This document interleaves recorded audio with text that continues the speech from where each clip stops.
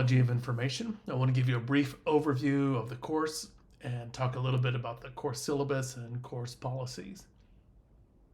So we'll talk about the course goals, the readings, labs, discussion posts, position papers, and overall communication throughout the class.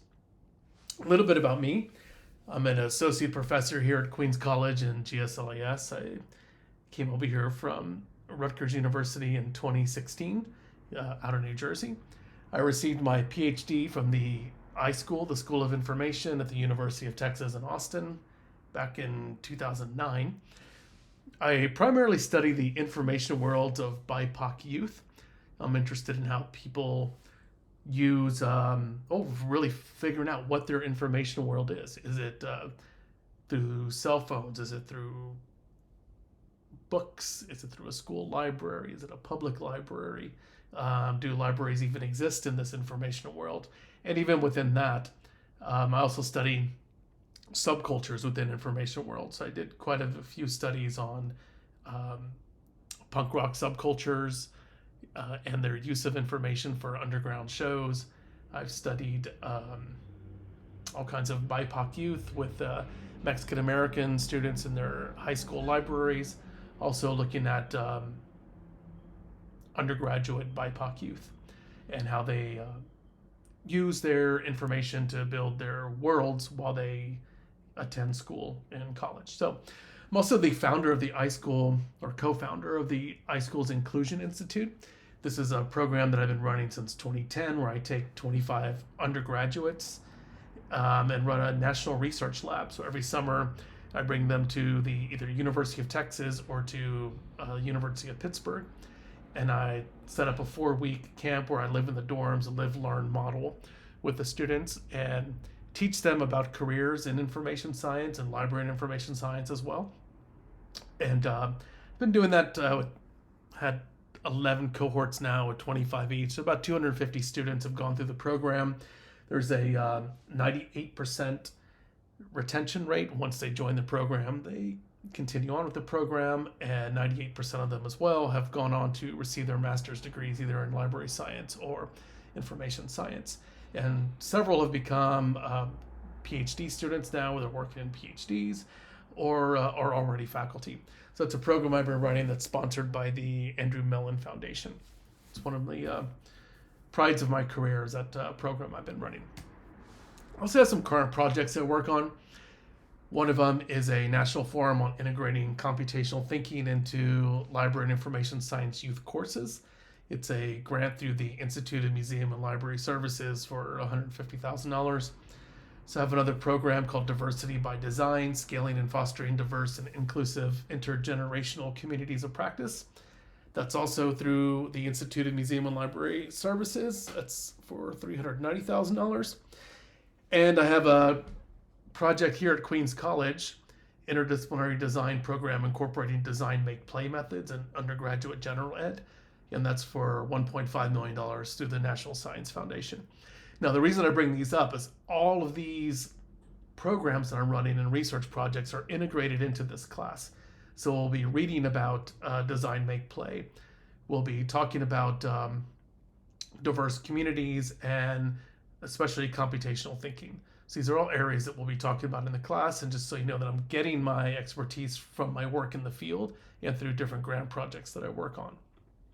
So our course goals, we want to be able to describe and explain the uses of the computer as an information tool in libraries and information centers. This sounds old, and it is old. So this syllabus has been around for as long as I've been here. And when I came in 2016, it was an old syllabus. I've adapted what I can, which are the readings and the projects and the tools that we use. But changing a syllabus at Queens College is a little bit difficult. So the course goals read very old. So just kind of stick with me on this. Demonstrate intermediate knowledge of application of productivity software. Demonstrate knowledge of visual and information literacy, and discover and use Web 2.0, social software, and other emerging technologies. So we're going to read quite a bit about these. We're going to learn how to use HTML, how to make web pages, how to design our web pages in such a way that they are less likely to be hacked or be vulnerable to cyber attacks. We'll see. We have 3 basic units in the class. The first one, which we're starting today, is our introduction to technology.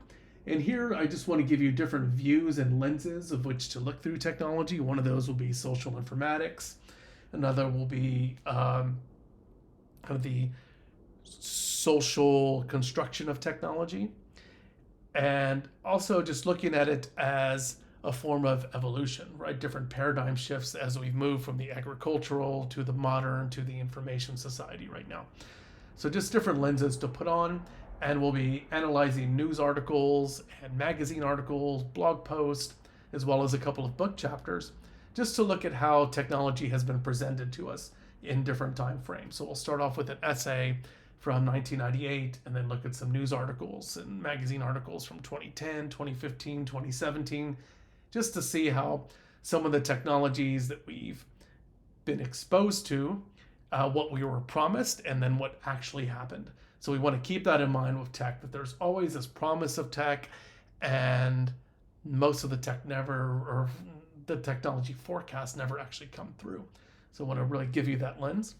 Next thing we'll look at is computational thinking. This is how to use computers in your day-to-day life, but not just use computers, but how can we use and harness the power of computing in order to solve human problems.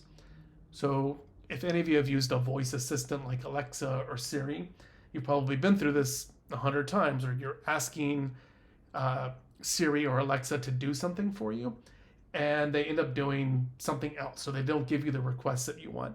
So what you find, the more that you use it, you have to kind of teach yourself how to use a tool, or teach yourself how to ask a question in a way that a computer can answer it. And that's what computational thinking is. It's how can we ask questions in ways that computers can answer those questions for us. Because computers are really only able to do what we program them to do. So they don't understand us, but they can follow directions. We just have to learn how to state directions in a way that a computer can actually answer it for us. So that's one of the biggest challenges of computing right now, is we have all of the power in the world, but how can we actually get it to do what we want? And that's the big challenge. And then, of course, we're going to talk specifically about library technology, whether those are maker spaces or databases, ebooks, iPads, etc. And we'll read a book that's specifically targeting how to work with these machines. Speaking of books, our 2 main texts that we have, one of them is Beyond Coding. It was released last year. How Children Learn Human Values Through Programming. This is coming out of MIT Press. And a lot of the work is done through the Lifelong Kindergarten Lab at MIT, which I think you'll enjoy reading this. It gives us a nice humanistic view of technology. It's a little utopian in the way that they present the technology, but we'll forgive that because the ideas are pretty good. But we'll hold that in the back of our mind, that we can be very critical of it, but we will be open to the utopian promises of technology that they're giving us, because they do have some really nice findings as far as learning in children. The other book is the Neil Schumann Library Technology Companion, a basic guide for library staff. And this is a book that's put out specifically for working librarians to understand technology. It's produced by the American Library Association, and it gives us a nice overview of different technologies and kind of gives us a spectrum from which to view these from. So along with our reading, this course is a little bit different because we actually have lab work that we have to do while we're reading. So we'll have a couple of projects that we're doing. One of them is Scratch. So Scratch, we'll be using Scratch as a visual programming language. We'll use Scratch as we read the Beyond Coding book, because a lot of the content that book is talking about is based on Scratch. So I want all of us to learn Scratch. We'll get into basic web design, or really understanding how the internet works and how the World Wide Web works. So we'll learn HTML, CSS, cascading style sheets, JavaScript, and WordPress. So these are the main tools for web development. And of course, I'm not expecting you to be software designers or even website designers, but it's extremely helpful for all of us to know how to use these tools and to understand how the web works, since that's one of our main sources of information right now. When these are being assessed, it's a little bit different than writing a paper, because these tools that we're programming, it either works or it doesn't work. So it's a very simple, you write your code and we click it and the button works, great, or it doesn't work. If it doesn't work, you're not going to get credit for it. A lot of the work here, you need to double check. It's a meticulous detail to attention. You just got to look and make sure something's not capitalized, make sure there's not an extra space in something, make sure that your parentheses are lined up and your quotations are matched, and little things that you'll learn how to do. But a lot of this is trial by error, so you have to just double check. It can be extremely frustrating. In one sense, it can be extremely frustrating if you don't know how to use these tools and you're learning for the first time. And then it can be extremely frustrating if you already know how to use these tools and you're having to redo them as a beginner. So because we have people coming into our program with a variety of tech skills, some of you are already web designers, some of you have zero experience, we've got to start everybody from scratch and get you your foundation set. So the way these are graded, it's a 5-point scale. 5 points is that it's error-free and it's visually appealing. It looks good and everything works. 4 points is that it's error-free and you just meet all the required elements, but it maybe doesn't look so good. That's okay. You're still going to get 4 out of 5 points. If there's one error or more errors, the maximum points you can get are 3. So I know that sounds harsh, but when you do these assignments, you need to double check your work. I'm going to say that over and over and over. Double check. Sorry, there's a car driving by. But it's New York, so we're used to this. So 1 or more errors, it's a 3-point max. If something is late, the maximum you can get is 2 points.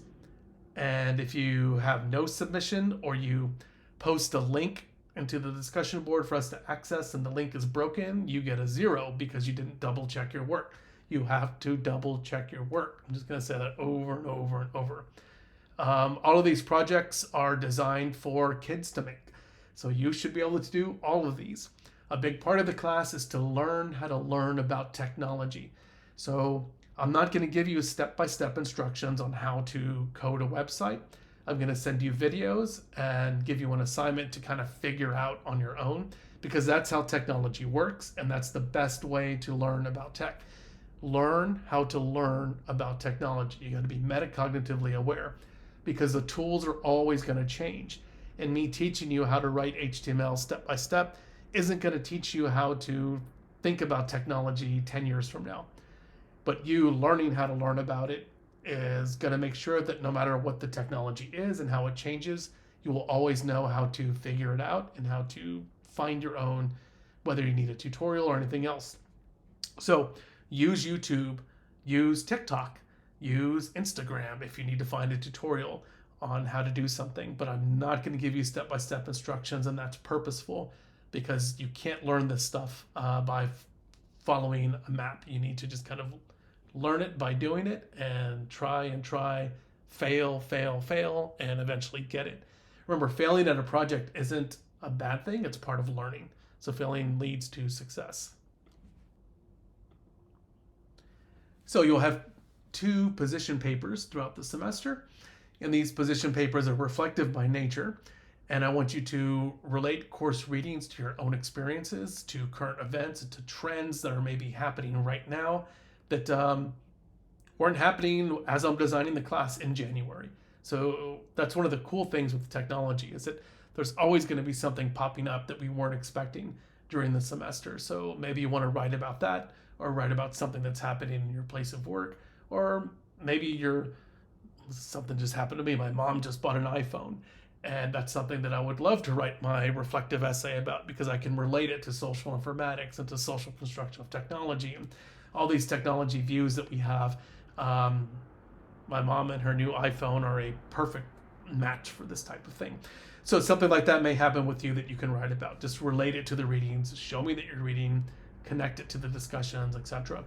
So highlight ideas from our readings and other themes that you're learning in class. They should be between 5 and 6 pages.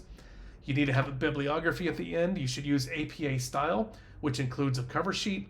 Look at APA style and follow the student version of APA. So you will not need an abstract, but you do need the cover sheet and everything else. If you're not following APA standards, I'm going to take points off because this is a library program and those things matter to us and should matter to you. You should have at least 5 sources in your bibliography that are not included in our course readings. So these are outside the readings. 3 of those need to be from professional, like ALA publications or peer-reviewed sources. And the others could be really whatever you find, news articles or something else that you're citing, magazine articles would be fine. And communication. So because this is an asynchronous course, I get a lot of email. So it helps me to filter, because I filter my emails. Please put 700 in the subject line of your email and your last name. That way I'll know to get to those first, because your emails are my priority. And I will answer those as quickly as I can, usually within 24 to 48 hours. I reply Monday through Friday. I don't reply on weekends, and I don't reply on school holidays. Just be aware of that. Office hours, we can do these by appointment. Because we're asynchronous, it doesn't make sense to have a set time. So I can be pretty flexible if I have enough notice. So if you give me a couple days notice, I can find an hour or 20 minutes, 30 minutes in my schedule to meet with you. As I said, students are my priority. We can do this on Zoom, or we can do it by phone. Phone works a lot of times. I know a lot of you are working during the day, and it's easier for you to slip out and make a quick call rather than logging in your computer for Zoom. So whatever works for you, we'll figure it out together. But that's why I run these by appointment and not a set time. It's easier for all of us to meet that way. So if you have any questions, let me know. I'm looking forward to learning about all of you, which we will be doing through our web pages that we make, and our reflective essays, and our discussion board forums. And I'm looking forward to having a great semester with you. So I will see you online.